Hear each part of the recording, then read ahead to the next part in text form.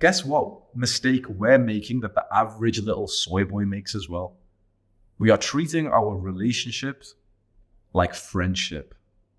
The average guy gets into a relationship and he starts kissing this girl, he starts having sex, and they're quite polarized, but out of nowhere, he starts spending so much time with this girl that they start saying that they're like best friends, that they can't wait to spend more time together. And that seems so sweet in this modern days, doesn't it? What happens to this average guy and average girl in a relationship? What happens to them? They spend a load of time together, they have lots of sex, and then it dies down very quickly. Why? Depolarization. They're spending too much time together, and they're spending essentially non-sexualized, non-polarized time together. They're acting like friends, which seems so normal. Like inside of your mind is probably the belief that I'm kind of wrong here, right? I would just ask you, where did that belief come from? Did it come from some kind of like based, like a realization that you actually had? Or is it just a belief that 99% of people have, and it's been put in your mind as well, that like, oh, we're like best friends is what every little person says, right? But they've all got shit relationships, don't they? So why are we taking their beliefs in? Because the people who say we're like best friends, what they're actually saying is like, we don't really fuck anymore. Oh yeah, sex is overrated anyway, guys. Like, you know what the spiritual people call their girlfriends and wives? Like, if you ever read like a book from a spiritual teacher like David Data, they'll never say the term girlfriend. They'll never say the term wife. What do they say? What do they call it? They call them lovers. Spiritual people don't call, like a spiritual man doesn't call his girlfriend. He calls her his lover.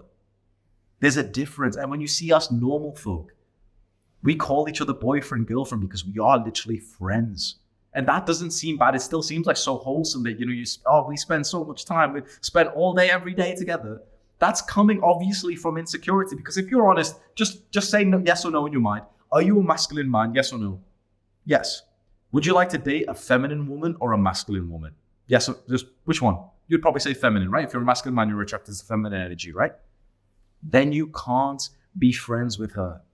One of you has to betray their sexual energy to be friends. Usually it's a mix of both. If you are a masculine man and you're not bullshitting yourself, now you might not be that masculine right now, but it's something you want to bring back into your life, and you've got to kind of reclaim it because it was taken from you in the modern world with the destruction of testosterone and everything.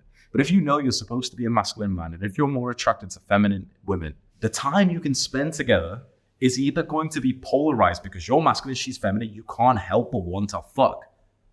But so many, like if you spend more time than that, suddenly that desire to fuck goes down, and one of you has to go closer to the middle. You being a masculine guy, you would have to become way more feminine to spend time with her.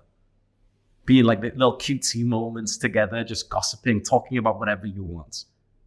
Or if you refuse to be more feminine, she will have to become more masculine, and she'll start talking about goals and business. She'll start sitting in more stillness, and she'll become more stoic. And if any of these happen, if you become more feminine or she becomes more masculine, your sex life will deteriorate. Inevitably will deteriorate.